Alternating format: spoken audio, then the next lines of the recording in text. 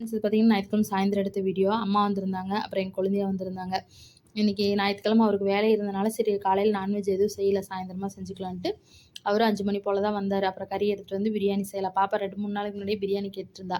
அதனால பிரியாணி செய்யலான்ட்டு எல்லாம் கட் பண்ணி நான் அடுப்புக்கிட்ட எடுத்துட்டு வந்தோனே, "நான் தாளிச்சு விடுறேன். நீ அந்த பக்கம் போ" அப்படின்னாரு. சரின்ட்டு அவருக்கு அளவெல்லாம் எடுத்து குடுத்துட்டு இந்த பக்கம் வந்துட்டேன்.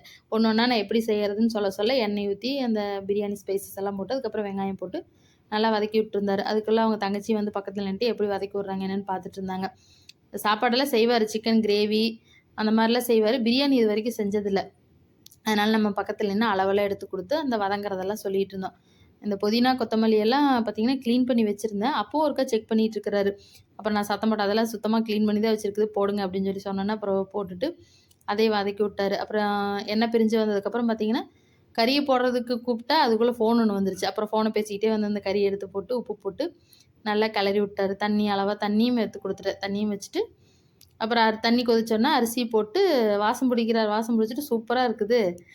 நீ என்னைக்காவது செய்யும்போது இந்த அளவுக்கு ஸ்மெல் வருதா?" ஸ்மெல் வரும். இந்த அளவுக்கு வருதா? இல்லைல்ல அப்படின்னு சொல்லி கமெண்ட் அடிச்சுட்டு இருந்தாரு.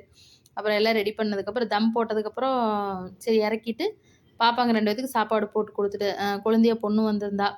குட்டி பாப்பா. அப்புறம் அவளுக்கு, எங்க பாப்பாவுக்கு எல்லாம் சாப்பாடு போட்டு குடுத்துட்டு, அப்புறம் அம்மாவுக்கு எல்லாத்துக்குமே சாப்பாடு போட்டு எல்லாம் சாப்பிட்டுட்டு இருந்தாங்க. அவங்கலாம் சாப்பிட்டு முடிச்சதுக்கு அப்புறம் தான், அப்புறம் நான் சாப்பிட்டேன். நான் சாப்பிட்டு கடைசியா தான் அவரு சாப்பிட்டாரு. "சாப்பாடு எப்படி இருந்தது? நல்லா இருந்ததா?" அப்படின்னு சொல்லி கேட்டு, கடைசியா தான் அவரு சாப்பிட்டாரு. Okay friends.